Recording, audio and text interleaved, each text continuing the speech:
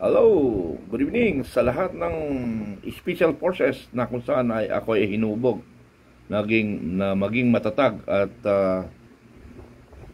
labanan ang mali, itama ang mali, ano?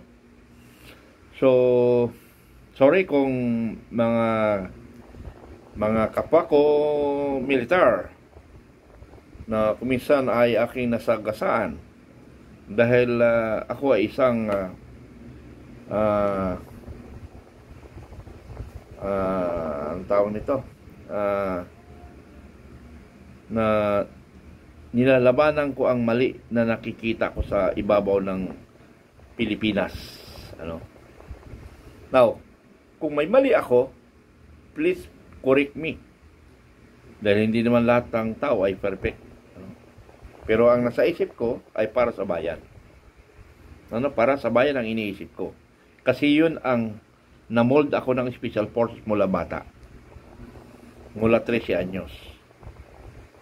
Kung lumampas man ako sa aking paniniwala, yun ay maaaring bigay ng Panginoon na ito ako. Ito na ako. So, sumasaludo ako sa mga nauna sa akin sa Special Forces. Na hindi ibig sabihin na ako'y nagbablog, wag idamay ang organisasyon ng Special Forces. Hindi ko dinadamay. Pero hindi rin natin maiwasan, hindi ko rin maiwasan na masabi ko ako ay isang Special Forces. At minahal ko ang Special Forces. At kung mayroong mang pinakamatagal sa Special Forces, ako yun. Na nagsasabi na matagal sa Special Forces. Although hindi ako na-assign, pero yung puso't damdamin ko ay Special Forces.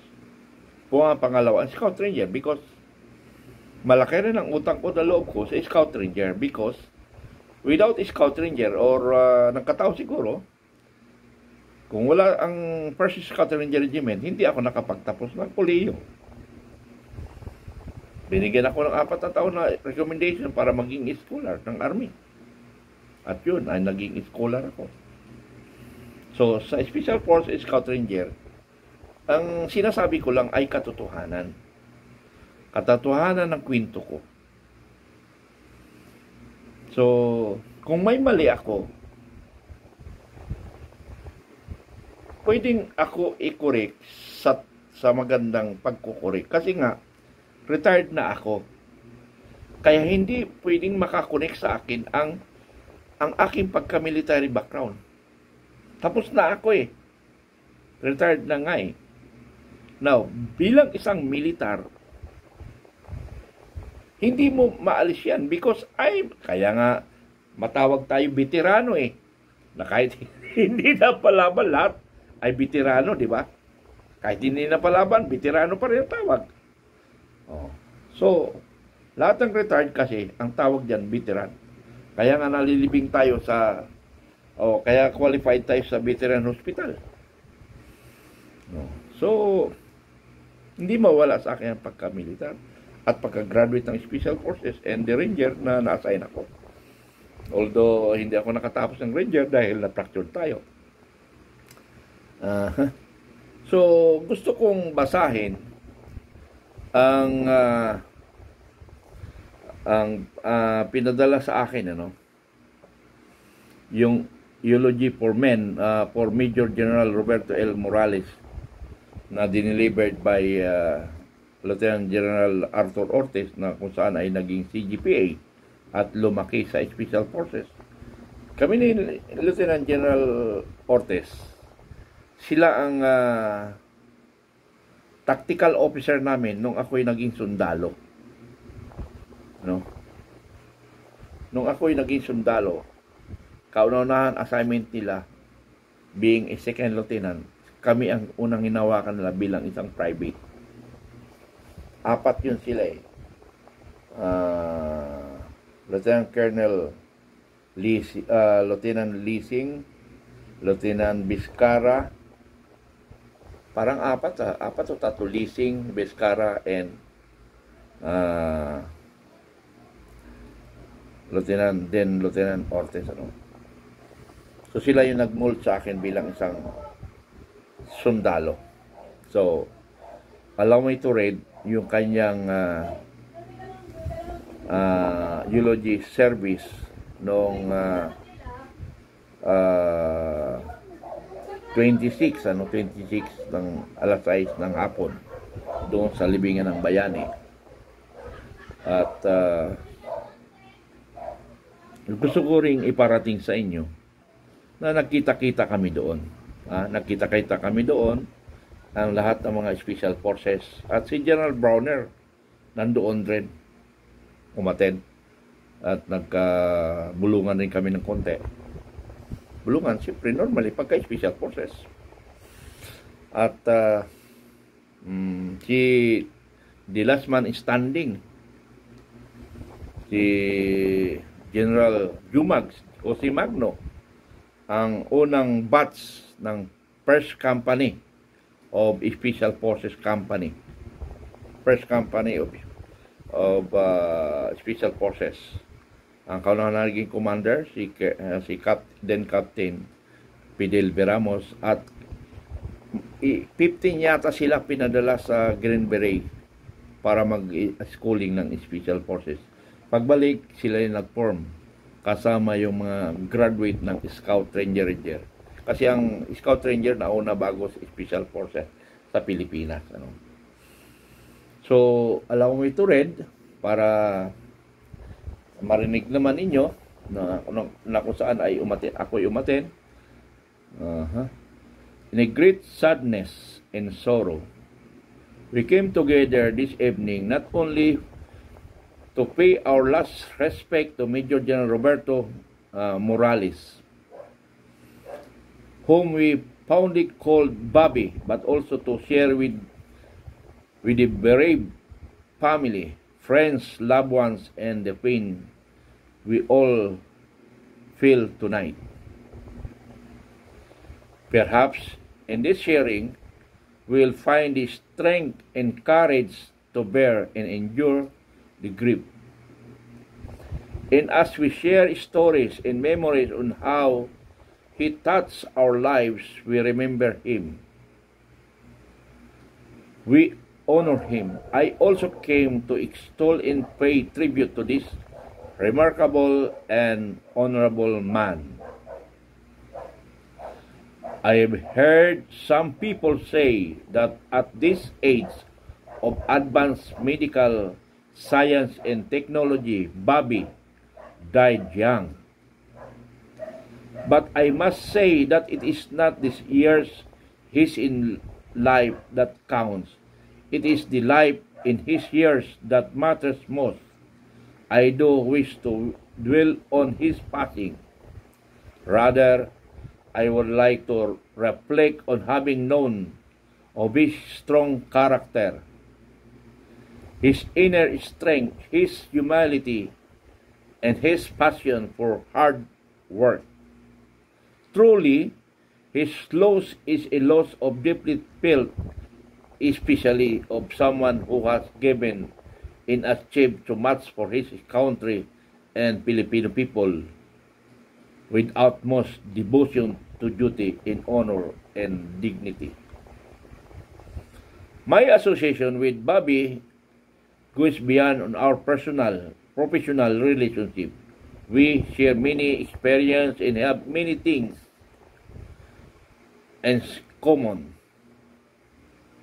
He is a classmate, a fellow paratroopers, a scuba diver, and a special forces operator, SOCOM warrior, a brother, a biking, golfing, drinking buddy, and lot of more the extended beyond our retirement years, like being co-directors and advisor to the SPY, which we, along with others, initially helped organize in Fort Magsaysay and later on grown, expanded to many chapters nationwide. Many members wearing the trademark black shirt with spy seal are here with us tonight. Oh, wala ko black red, kaya nga lang is guerrilla forces ang suot ko no ako umatin sa special forces. May forces naman kaya lang may guerrilla forces. Okay. Are here with us tonight. Through all this, we establish meaningful relationship, not just because we have long worked together and became very close together, but because of the mutual respect and the sense of affinity for our common aspiration. Such was the case between me and Bobby. As such, I feel this sense of great grief and loss myself. Apart from SOCOM, we both served as commander of the Special Forces Regiment Airborne, belonging to a short list of men from so many qualified officers to lead a Special Forces breed of men who are touted as among the best in the armed forces. Yes, he was one of us. He a member of the silent professionals whose trademark in battle cry of courage and determination are widely known and admired by both friend and foe. To proudly okay.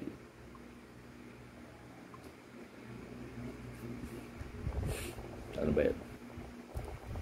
Amay by both friend and foe, he too proudly worn the distinctive green beret green beret, the tiger suit uniform, the yellow SF badge, the silver paratroopers wing, the scuba diver tab.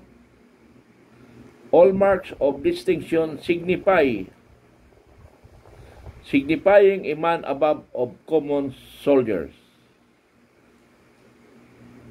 As a commanders of SPRA and SOCOM, we made several visits together not only to our field units deployed nationwide, but also men with our us in ASEAN counterpart, both here abroad, and discuss or explore things of mutual interest concern. We also held regular meeting and occasional gatherings in Fort Magsaysay and talk a lot of things, not only about unit updates in concern, but also exchange notes about family plans after retirement and many other things. When I was a CGPA, he was Comsolcom. We met several times in my office and talk about various concerns affecting the Army. I consulted him, sought his advice and suggestion like on how to improve our system that will benefit the organization. It is like having mentor by side. These opportunities of interaction with Bobby further opened up my eyes and understood his wisdom, whose rational and intellect never cease to amaze me and which I always held high esteem. In my dealings with Bobby, I saw him in a very simple and down-to-earth person, someone who remained humble and low key despite his many achievements. The camaraderie I shared with him marked a deeply embedded impression. Indeed, he was a good leader and commander. He rose up into becoming one of the most admired and respected officers at SPRA, at SOCOM, and to all other units that he has been assigned to.